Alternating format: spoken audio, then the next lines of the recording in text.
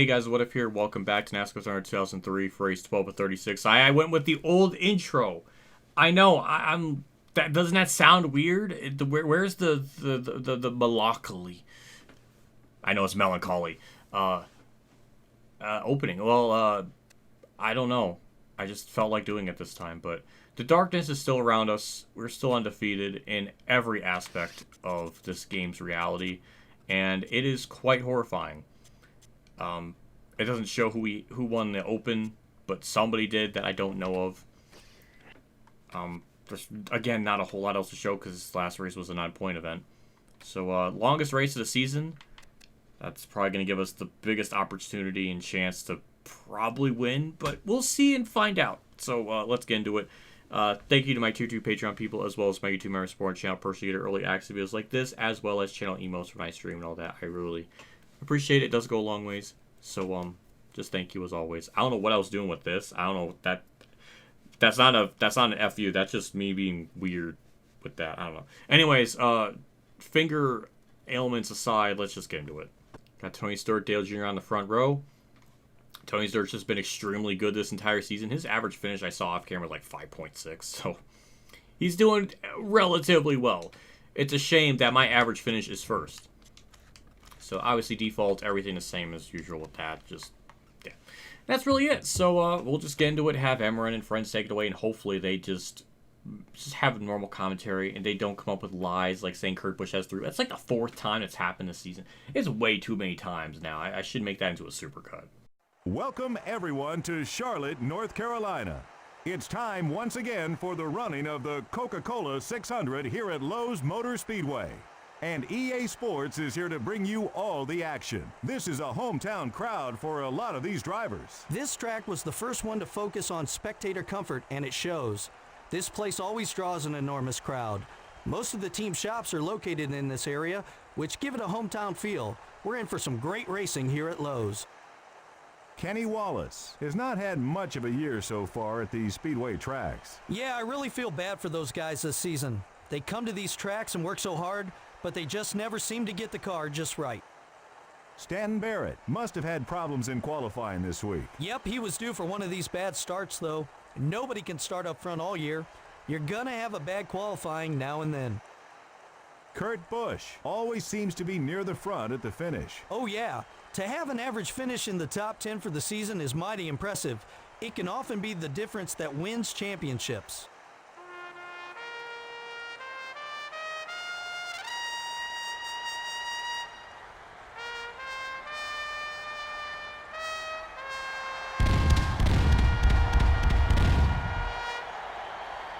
Gentlemen, start your engines.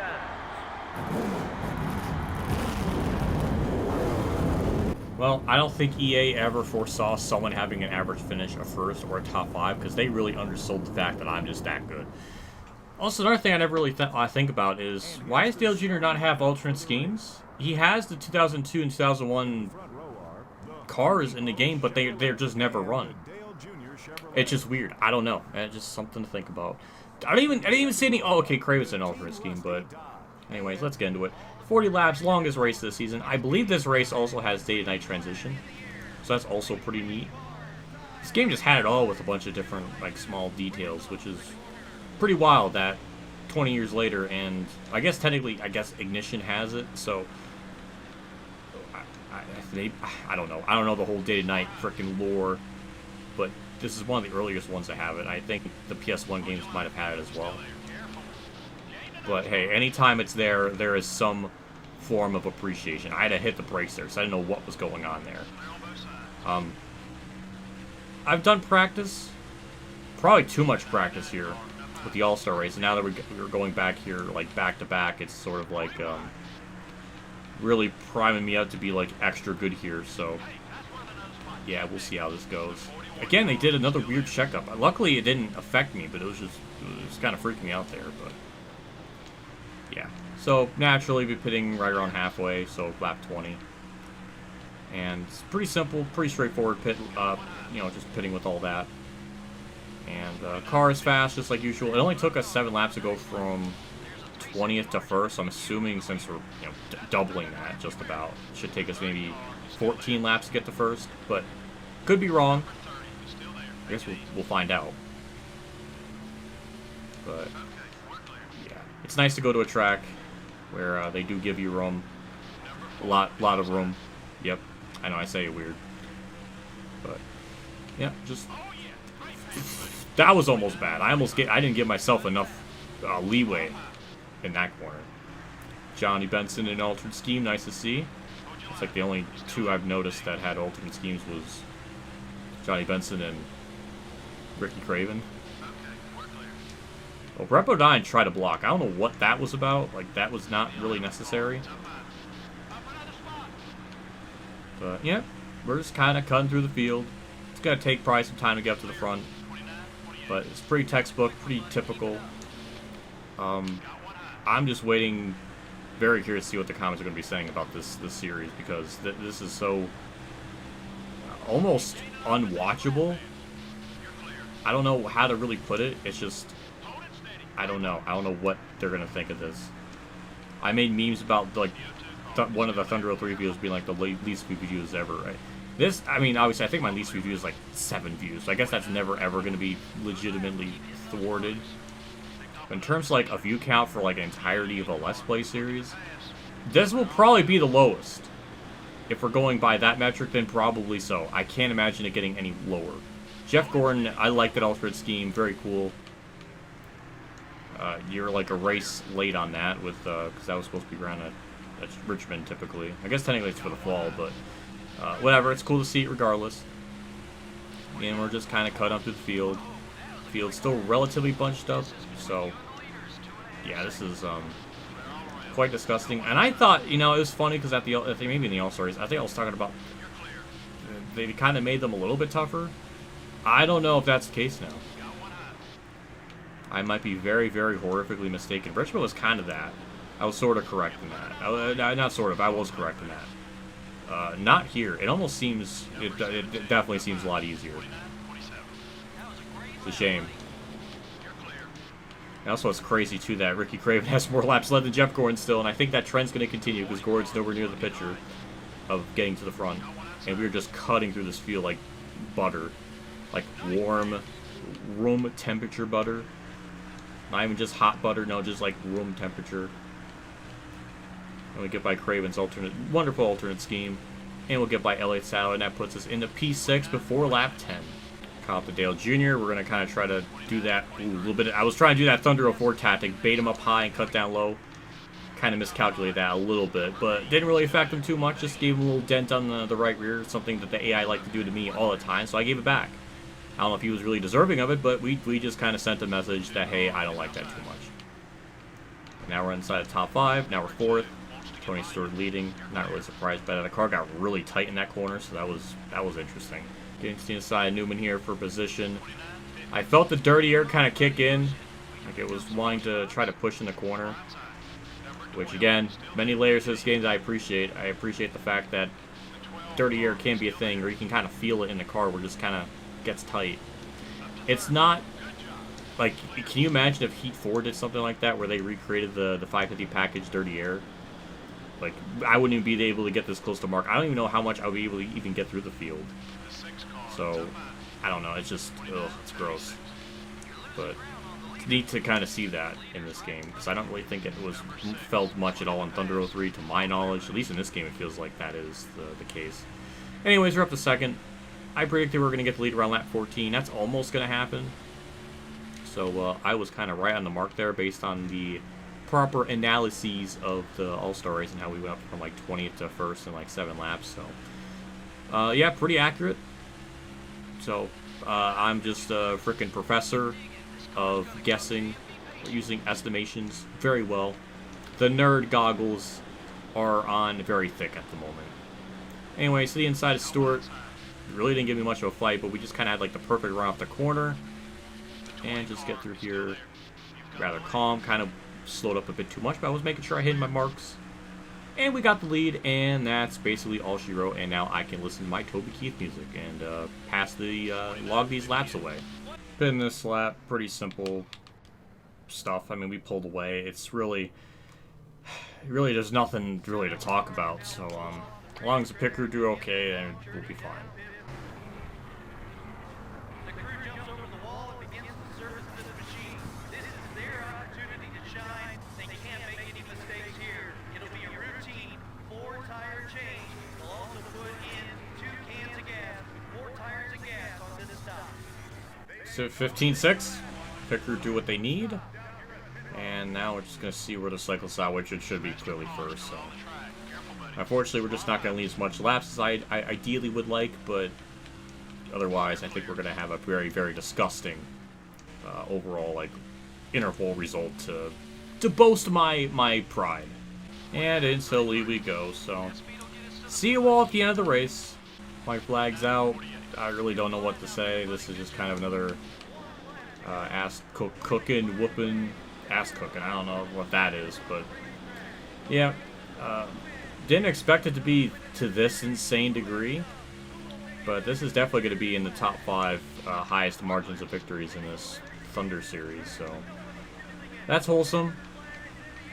Other than that merit, there's not a whole lot beyond it. We lapped a good chunk of cars, maybe not a good chunk, but a lot, and that's another dub. We're going to continue to be undefeated still, and I really don't know what to say.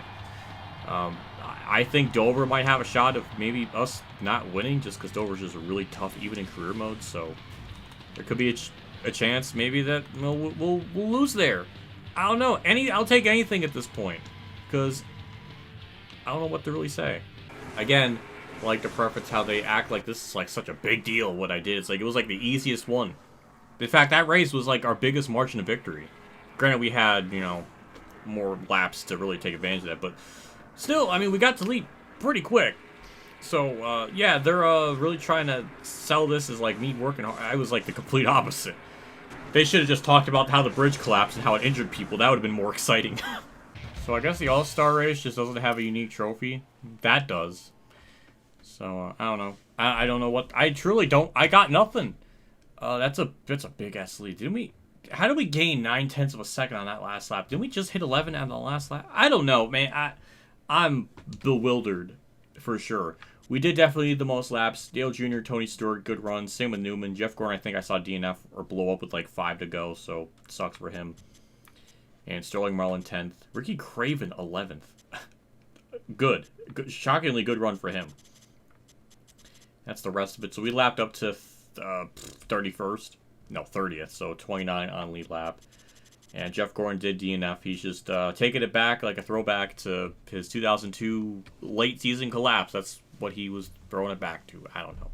So the interval was 11:09:42. So we'll copy and paste that. God, I hope it just works as it's intended and not mess it up. See, that's how it's supposed to be.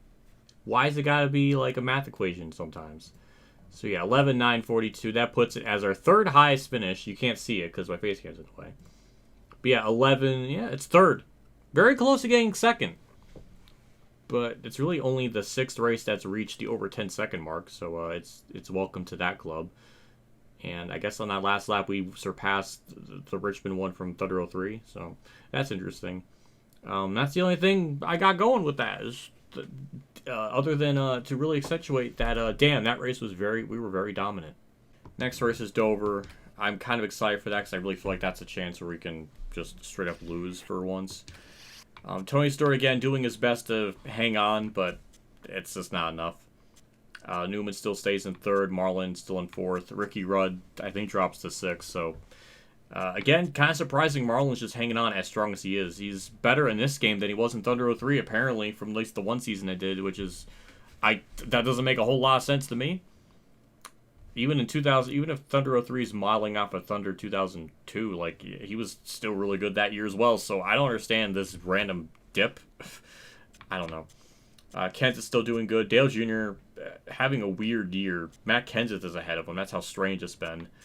And Mark Martin finally gets a top 10 in points. It took him a third of the year, but he's finally in the top 10. And Ricky Craven still hanging on to 13th and still ahead of Jeff Gordon because Jeff Gordon had a collapsing race. So, yeah, go Ricky Craven. And we continue our laps led streak, which is easily going to get over 200 before the end of the year and going to break that record like it was standing still.